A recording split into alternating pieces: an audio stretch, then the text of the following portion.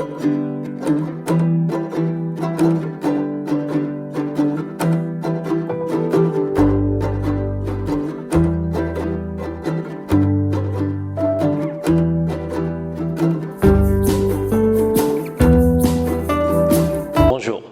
Aujourd'hui, nous allons poursuivre le thème conception des menus. Et aujourd'hui, nous allons voir les techniques et surtout les modalités et les trucs vraiment à respecter pour réussir un menu, l'élaboration d'un menu. Alors, on va redéfinir donc le menu. Le menu est un support qui sera donc transmis à une clientèle. Le support peut être sur papier, peut également être numérique, peut être affiché dans une ardoise, etc. Donc ça dépend donc de l'entreprise et de la communication que l'entreprise souhaite mettre en place vis-à-vis de sa clientèle. Alors le menu, comme je l'ai dit, est un support qui sera donc mis à la clientèle. Généralement, le menu composé d'un certain nombre de plats qui seront commercialisés dans ce menu-là, au minimum 2 jusqu'à plusieurs, ça dépend du thème, du menu, etc., de la catégorie de la clientèle et surtout de l'événement en question. Et ce menu-là, généralement, sera servi selon l'ordre où les plats sont mentionnés. Alors nous allons voir dans cette capsule vidéo aujourd'hui quels sont les critères déterminants pour réussir un menu. Positionner sur 7 critères qui sont très importants. Si on arrive à les maîtriser, on va automatiquement maîtriser la conception des menus. 1.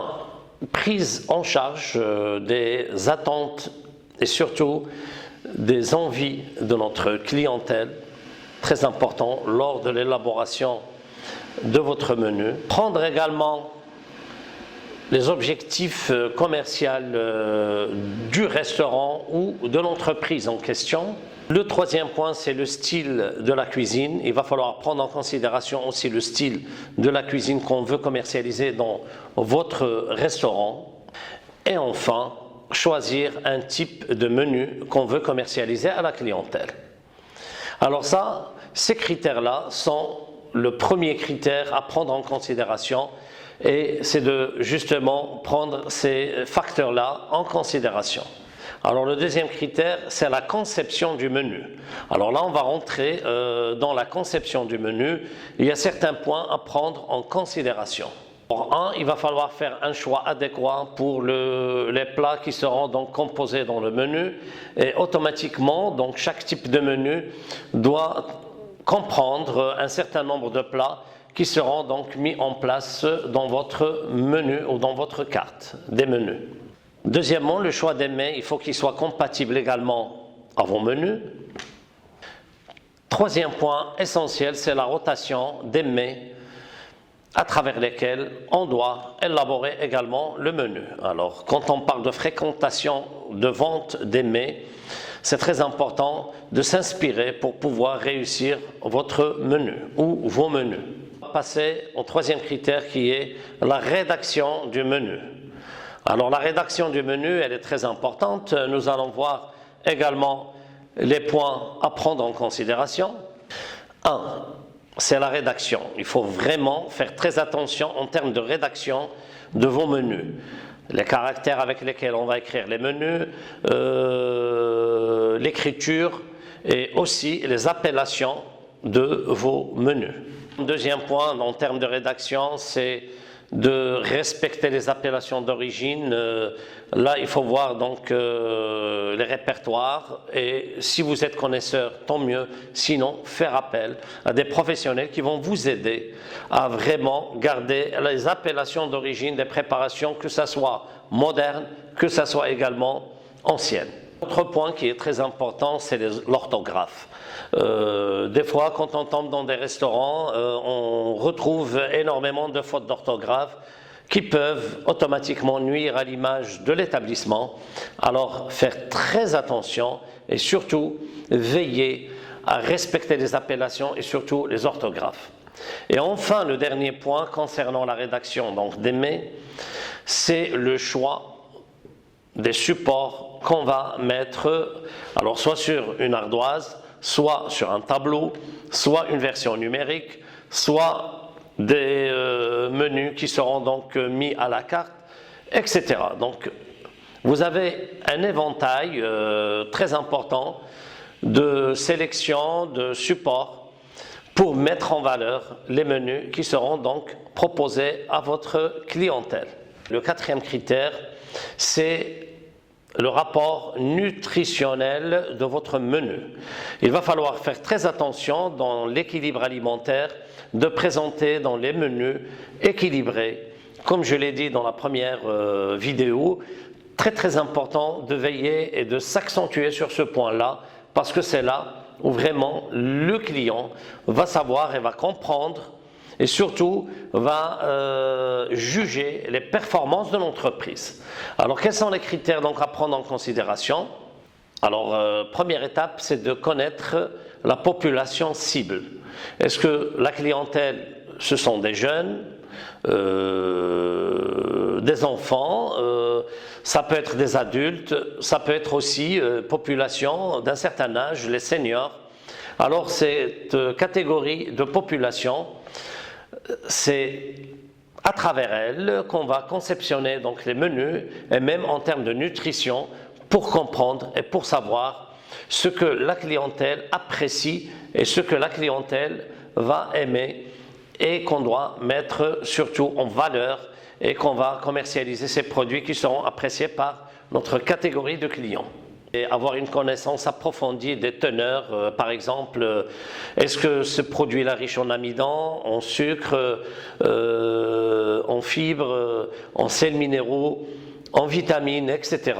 Une connaissance va permettre également de faire des menus équilibrés parce que le chef de cuisine ou alors il va falloir introduire avec vous dans votre équipe un connaisseur qui va essayer d'équilibrer les menus, ne pas avoir trop d'amidon, ne pas avoir trop de sucre, ne pas avoir trop de préparation protidique par exemple, ou glucidique.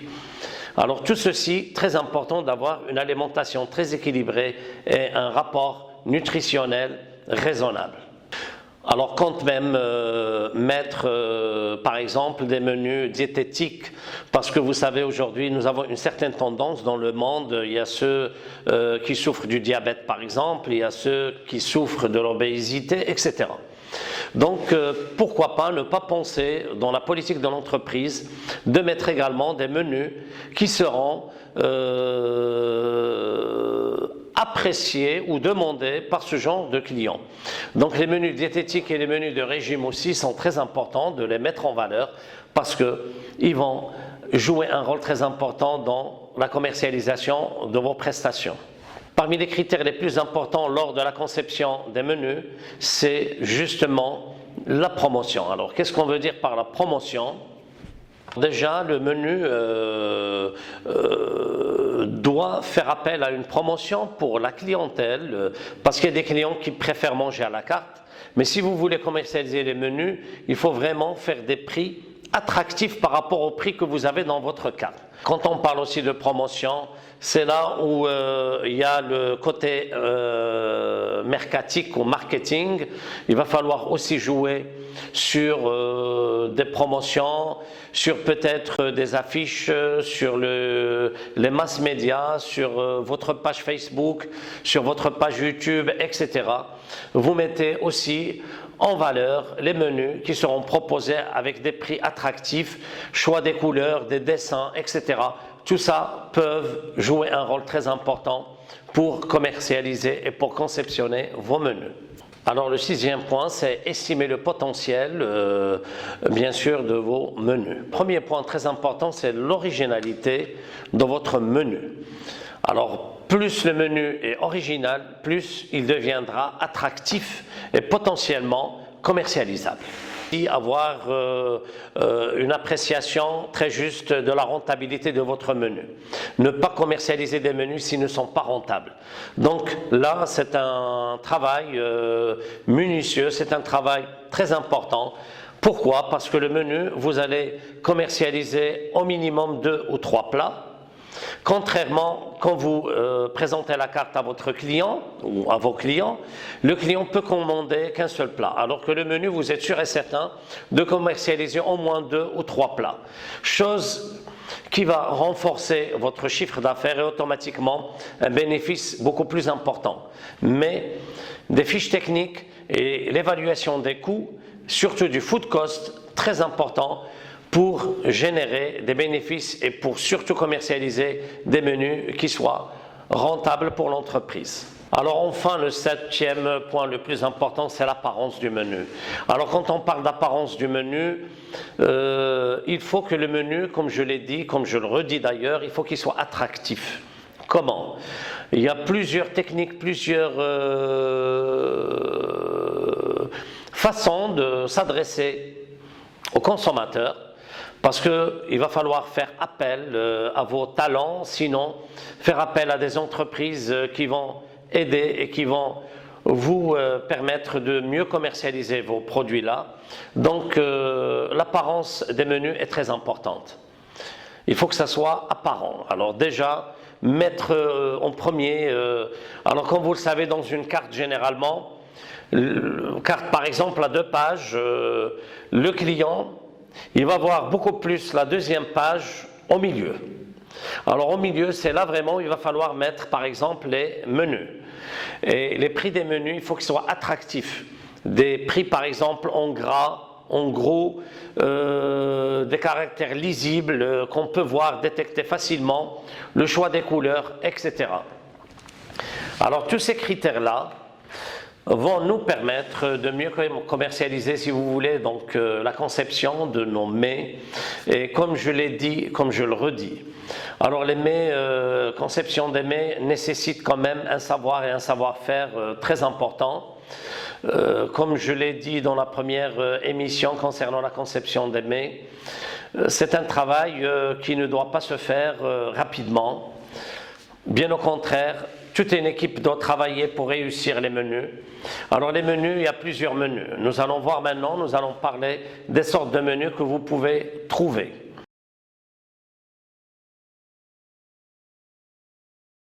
Le premier menu que vous pouvez trouver, c'est ce qu'on appelle le menu du jour.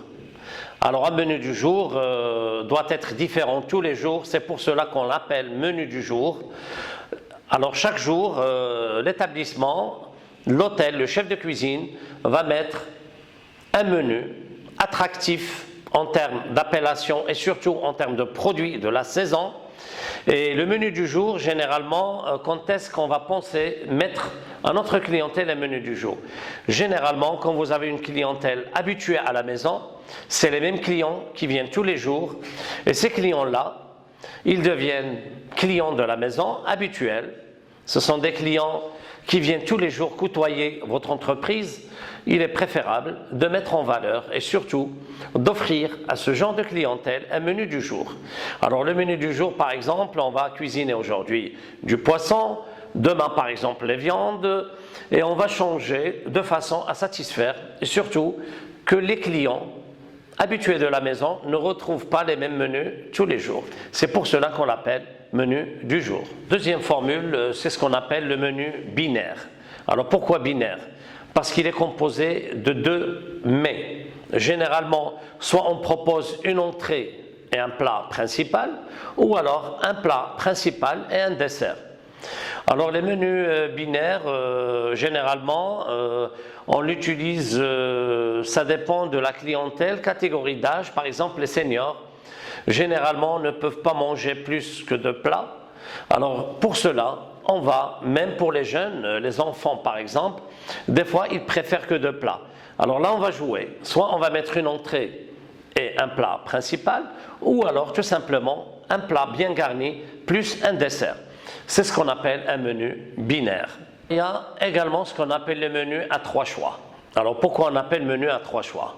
Alors ce genre de menu, nous allons donner par exemple plusieurs entrées, plusieurs suites, plusieurs desserts, et c'est le client qui va choisir une entrée parmi par exemple 3 entrées ou 4. Il va choisir également un plat principal parmi 4 ou 3 propositions et un dessert parmi 3 ou 4 propositions. Alors c'est ce qu'on appelle un menu aux 3 choix. On va passer à ce qu'on appelle les menus spécifiques. Qu'est-ce qu'un menu spécifique? Alors menu spécifique, on va parler menu spécifique enfant par exemple, menu diététique. Ce sont des menus qui seront spécifiquement réalisés pour soit un régime précis, soit diététique, soit ce qu'on appelle les menus enfants. Alors il y a ce qu'on appelle également les menus dégustation. Alors qu'est-ce qu'un menu dégustation? Alors les menus dégustation, des fois, quand vous avez une vraie clientèle habituée de la maison, le chef des fois peut proposer un menu dégustation, généralement composé de 6 à 8 plats, mais ce sont des plats avec des petites rations, ils ne sont pas vraiment servis avec des quantités énormes. Pourquoi on les appelle plats de dégustation? Ça permet d'identifier par exemple les remarques ou si on veut commercialiser, changer la carte par exemple, le chef va proposer à sa clientèle des menus de dégustation, généralement soit offerts, soit ils peuvent être également payants. Ça dépend de la politique, de la stratégie de l'établissement. Et les clients, on va être à l'écoute pour savoir ce qu'ils apprécient le plus. Est-ce qu'ils ont tout aimé ou est-ce qu'ils ont préféré tel ou tel plat ou est-ce qu'ils n'ont aimé aucun de ces plats-là. Alors les plats de dégustation généralement, c'est le chef avec le maître d'ouvrage, avec le patron ou le gérant de l'établissement. Quand ils veulent changer la carte, ils vont mettre ce qu'on appelle des menus dégustation pour avoir un feedback du consommateur pour savoir si vraiment ça plaît ou si ça ne plaît pas aux consommateurs et aux clients. Alors, il y a aussi ce qu'on appelle le menu à thème, par exemple menu Nouvel An, menu Saint-Valentin, menu par exemple Nouvel An, etc. Donc il y a des menus thématiques avec un thème précis. Alors ces menus-là doivent regrouper, doivent être confectionnés de façon à respecter le thème en question. On peut par exemple faire un thème gibier, par exemple période de la chasse. On peut mettre dans notre carte thème gibier parce que on va mettre en avant dans nos menus les produits de la chasse par exemple, gibier, etc. Donc les menus thématiques selon les thèmes, on va choisir un thème précis et on va commercialiser un ou plusieurs plats selon le thème en question. Pour certaines politiques, on peut également commercialiser ce qu'on appelle menu carte. Alors c'est quoi le menu carte? Le client il va choisir son entrée et sa suite, son plat principal, ou alors son plat principal et son dessert de toute la carte. Et on va par exemple dire, fixer pour 2 plats, une entrée et une suite, par exemple 100 dirhams, suite et un dessert, 90 dirhams. Le client il choisit ce qu'il veut. Mais bien sûr, il faut que les prix soient compatibles. C'est tout un travail qui se fait, pas facilement. On ne va pas proposer bien sûr des prix comme ça, mais ce sont des prix forfaitaires, mais généralement qui sont très très bien étudiés. J'espère que dans cette deuxième intervention, vous avez compris la conception des menus. Dans la troisième et dernier épisode, nous allons voir comment concrètement, réellement, comment peut-on faire la conception des menus. Merci et à la prochaine intervention. Au revoir.